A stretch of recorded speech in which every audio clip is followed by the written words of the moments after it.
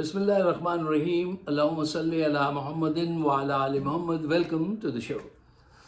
صاحبوں، خبر بالکل ابھی ملی اور آپ سب نے سن لی ہوگی کہ سپریم کورٹ کے ایک اور جسٹس جناب اعجاز الحسن صاحب نے بھی استعفیٰ دے دیا ہے۔ اس سے پہلے وہ مظاہر نقوی صاحب جو تھے انہوں نے بھی استعفیٰ دیا تھا، اور سنا ہے، شنید ہے کہ کچھ اور ججز بھی استعفیٰ دیں گے۔ اچھا، اب ذرا اس پہ غور کیجئے، یہ کیا سلسلہ ہے؟ یہ استعفے کیوں دے رہے ہیں؟ لفافی یہ الزام لگائیں گے کہ یہ لوگ وہ تھے جنہوں نے بہت مال بنایا تھا اور اس لیے یہ استعفیٰ دے رہے ہیں، جا رہے ہیں۔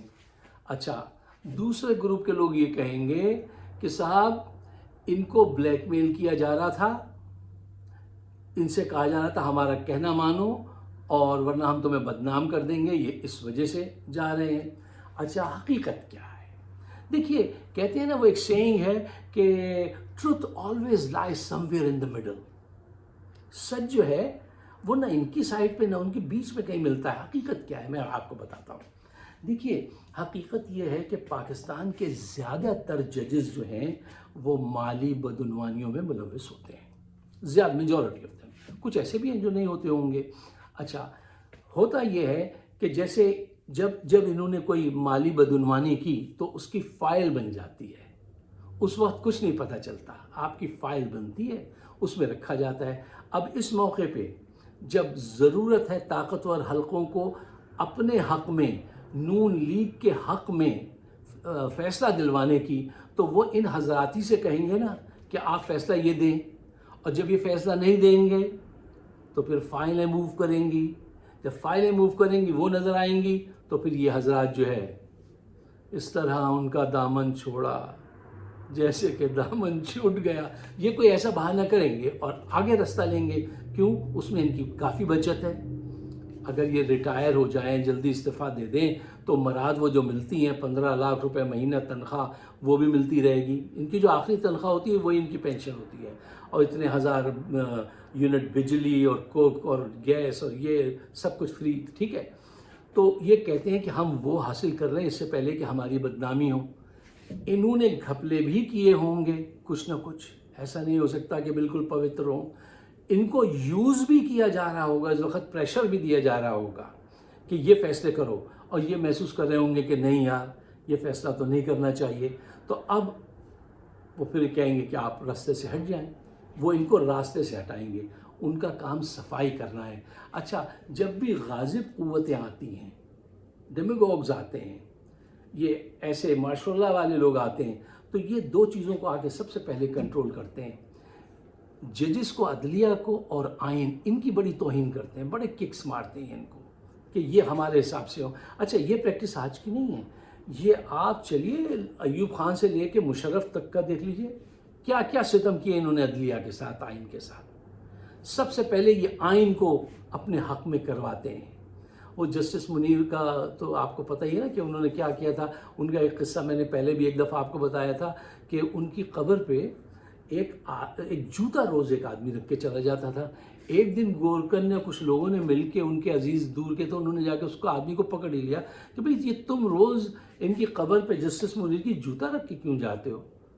تو اس نے کہا اس نے ایسا غلط فیصلہ کیا تھا کہ میرا سارا خاندان برباد ہو گیا تھا، میں یہ جوتا رکھ کے جاتا ہوں روز، فرشتے آتے ہیں اور وہ اس کو اس جوتے سے مارتے ہیں۔ دیکھیے، یہ جسٹس کا جو ہوتا ہے نا، یہ بہت آزمائش والا ہوتا ہے۔ آپ صلی اللہ علیہ وسلم نے فرمایا تھا کہ جب ایسا عہدہ تمہارے پاس ہو تو بہت ویجیلنٹ رہنا، کیونکہ اس وقت دنیا بھی تمہارے آگے آ کے تمہیں کھینچنے کی کوشش کرتی ہے، اور آخرت بھی تمہارے سامنے کھڑی ہوتی ہے کہ ذرا سا غلط فیصلہ کیا تو تم جاؤ گے۔ اچھا، ہمارے یہاں تو یہ اب آخرت کا، قبر کا عذاب، یہ تو کانسیپٹ زیرو کر دیا ہے پاکستان کے اشرافیہ نے۔ ان کو یہ یقین ہی نہیں ہے کہ بھئی مرنا ورنہ حساب کتاب، اور یہ میں ان کو سمجھاتا بھی نہیں ہوں، چھوڑ دیجئے، وہ نہیں سمجھیں گے۔ اچھا، تو یہ حضرات جو ہیں یہ اس وجہ سے جا رہے ہیں کہ ان پہ پریشر پڑ رہا ہے، ان کی فائلیں موجود ہیں، تو ان کے لیے بہترین طریقہ یہ ہے کہ یہ راستہ چھوڑ دیں۔ دیکھیے، یہ ڈکٹیٹرز جو ہوتے ہیں، یہ فوج کے لوگ جو ہوتے ہیں، بہت ذہین لوگ ہوتے ہیں۔ آپ اکثر ان کا مذاق اڑاتے ہیں، غلط اڑاتے ہیں۔ یہ ریکی کرتے ہیں پہلے کہاں کہاں سے رستہ بنے گا، کیسے حملہ ہوگا، ٹھیک ہے نا. تو وہ اپنا 5-10 سال کے لیے اپنا رستہ صاف کر رہے ہیں. قاضی ان کو لیڈ کرے گا اور جو ہے جو فیصلے وہ چاہیں گے وہ فیصلے ہوں گے. اب سپریم کورٹ سے فیصلہ ہو گیا، دیٹس اٹ. اس کے بعد اور کہاں چیلنج کرنے جاؤ گے؟ اس کے بعد تو پھر اسٹریٹ پہ ہی چیلنج کر سکتے ہو، اور قوت ہے لڑنے کی. وہ پہچان گئے ہیں کہ لیڈر بہادر ہے، قوم میں جانوان نہیں ہے لڑنے لڑانے کی، وہ اس حد تک جانے والے لوگ نہیں ہیں.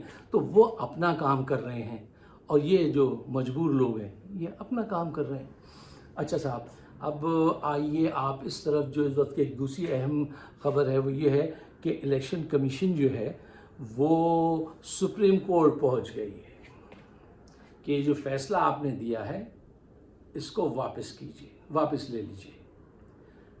اب قاضی صاحب کیا فیصلہ کرتے ہیں، کیا انصاف دیں گے؟ قاضی اتنا ہی انصاف دیں گے جتنی کی ان کو اجازت اوپر سے ملے گی، اس سے زیادہ سچا انصاف وہ نہیں دیں گے. اچھا، دوسری بات، الیکشن کمیشن جو وہاں گیا ہے وہ خود نہیں گیا ہے، وہ کسی کے کہنے پہ گیا ہے اور کسی کی خواہش پہ گیا ہے. سیدھی سی بات ہے، طاقتور حلقوں کے کہنے پہ گیا ہے، نون کی خواہش پہ گیا ہے. اچھا، یہ دونوں ادارے جو ہیں یہ ہماری تنقید کا باعث بن رہے ہیں، بنیں گے، کیونکہ ہمیں سامنے یہ نظر آ رہے ہیں. لیکن اگر آپ صحیح سمجھنا چاہتے ہیں تو اس مسئلے کو ذرا یہ بھی دیکھیے کہ اس کی روٹس کیا ہیں، یہ کہاں سے، اصل مسئلہ کہاں ہے. اصل مسئلہ پیچھے ہے، وہ لوگ ہیں جو ان کو سپورٹ کر رہے ہیں اور کہہ رہے ہیں تم یہ کام ایسے ایسے کرو، ٹھیک ہے. وہ اصل لوگ ہیں. اور اگر آپ چاہتے ہیں کہ یہ مسئلہ حل ہو تو جہاں سے جو لوگ ان کو ڈھیل دے رہے ہیں آپ ان کی اصلاح کریں، ان کو سمجھائیں، ان کے حق میں دعا کریں. اور وہ کون لوگ ہیں؟ وہ آپ کو پتہ ہے کہ سارے جرنیل ہیں، کہ وہ اگر سمجھ جائیں جو اصل محرک ہیں تو پھر بات سنبھل سکتی ہے. میرے کہنے کا مطلب یہ ہے کہ پرابلم ہمیں یہاں نظر آ رہا ہے سامنے، کس کے؟ الیکشن کمیشن اور قاضی میں، اور پرابلم وہاں سے آ رہا ہے پیچھے سے. تو پیچھے سے اس کو حل کیجئے تو پھر یہ آگے خود بخود حل ہو جائے گا. مجھے بچپن کا ایک قصہ یاد آیا کہ ایک ہمارا دوست تھا، نام اس کا گلریز تھا لیکن پیار سے ہم اس کو گلو کہتے تھے. تو گلو کے بھائی کے پاس ایک سائیکل تھی. گلو وہ سائیکل چپکے سے لے کے آتا تھا، مجھے بلاتا تھا، پھر ہم سائیکل کے مزے لیتے تھے، چلاتے تھے. اچھا، ایک دن وہ سائیکل جو تھی وہ چین اس کی اتر جاتی تھی، اس کی چین اتر گئی. تو گلو نے روک کے، اچھا سائیکل کی چین آگے سے اتری، اس نے پیچھے سے، پیچھے والی بھی اتار کو اس کو دوبارہ سیٹ کر کے پیچھے سے تو وہ کرنے لگا ٹھیک. تو میں نے کہا گلو وہ آگے سے اتری ہے، تو پیچھے اس کو ٹھیک کر رہا ہے. تو وہ کہنے گا جھلیا تینوں نہیں پتا، اور تو وٹا پھاڑ، تم پتھر پر اٹھاؤ. اچھا، اس نے آگے سے اس کو لگا کے مجھ سے پیچھے سے کہا تو ہلکا سے اس کو مار. جب میں نے مارا تو وہ چین چڑھ گئی. وہ یہ جان گیا تھا کہ چین بھلے آگے سے اتری ہو، اصل جو ہے اس کو پیچھے سے سیٹ کیا جائے گا. جینیس تھا وہ بچہ، شروع سے جینیس تھا. اچھا خیر، وہ مسئلہ جو تھا بعض اوقات سامنے نظر آ رہا ہوتا ہے، اس کے محرکات پیچھے ہوتے ہیں. تو وہاں چوٹ لگائیے جہاں چوٹ لگانا ضروری ہے. تو پھر اگر طاقتور حلقے صحیح ہو جائیں تو پھر یہ قاضی بھی ٹھیک ہو جائیں گے، الیکشن کمیشن بھی ٹھیک ہو جائے گا. اور جب تک ہم انہی کو پکڑتے رہیں گے، ان کی طرف توجہ نہیں دیں گے تو بات بنے گی نہیں. اچھا، اب ایک ٹرک جو اب شاید کر دیں قاضی صاحب وہ یہ ہوگی کہ یہ کہیں گے، پاؤں پکڑیں گے عاصم منیر کے کہ مجھے اس کی اجازت دے دیجئے کہ میں بلے کو جو ہے، معاف کیجیے گا گڑبڑ ہو گئی تھی. اچھا، یہ اجازت مانگیں گے کہ مجھے بلے کو پی ٹی آئی کو دینے دیجیے، تاکہ اس سے ایک عزت پیدا ہوگی ہمارے حق میں کہ ہم فیئر کر رہے ہیں، عدلیہ آزاد ہے.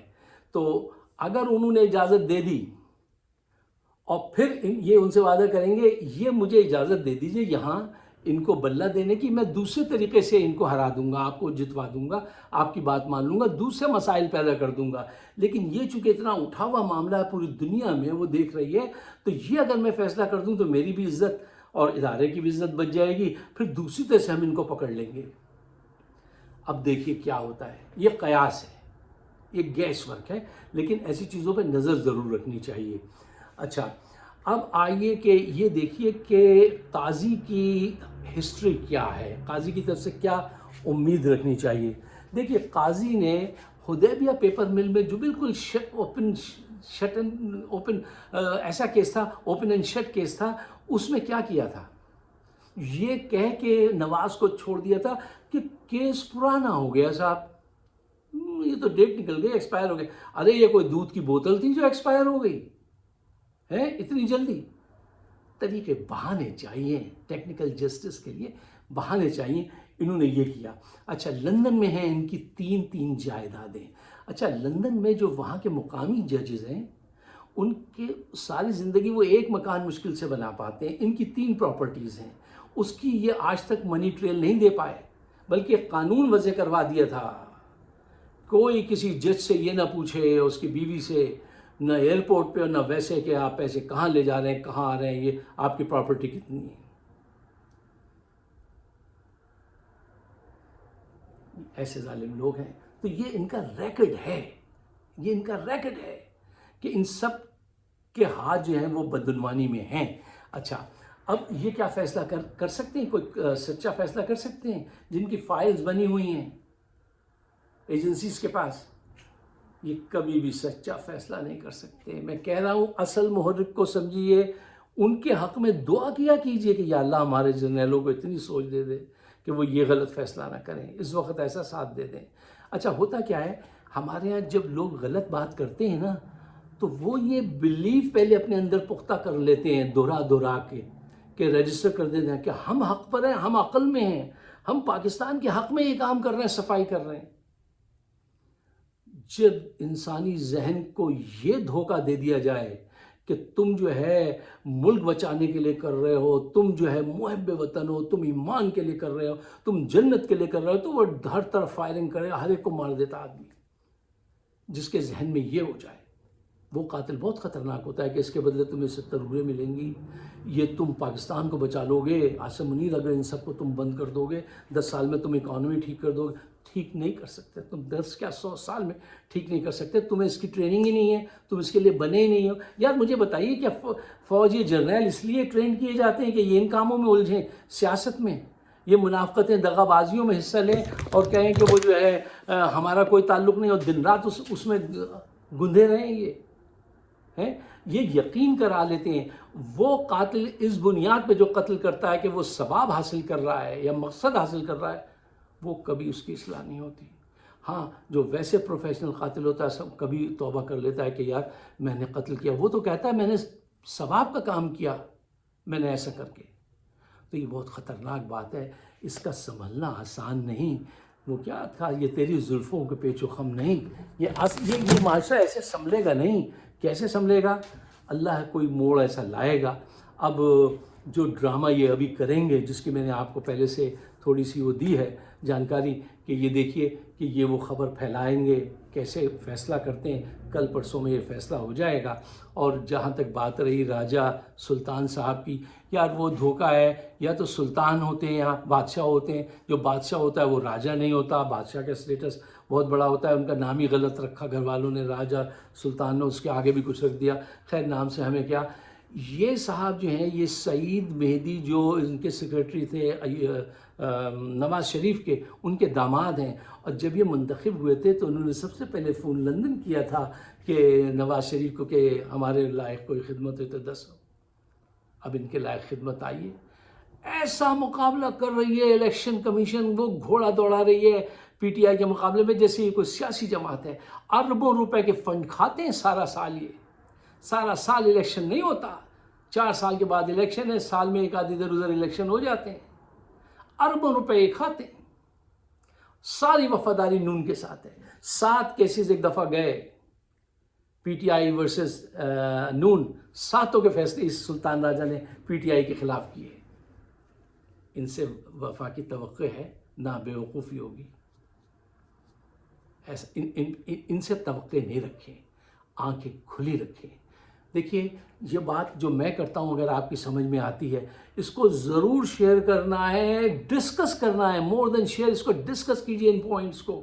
کیوں؟ سارا میڈیا تو حکومت نے خرید لیا ہے, طاقتور حکومت نے خرید لیا ہے, لفافیوں کو بڑے بڑی رقمیں دے کے چھوڑ دیا ہے. اب ہمارے پاس تو چھوٹے چھوٹے سے آؤٹ لیٹ ہیں سوشل میڈیا کے, جو بھی پاکستان کے حق میں بات کرتا ہے اس کو ضرور سپورٹ کیجئے, شیئر کیجئے تاکہ بات آگے بڑھے.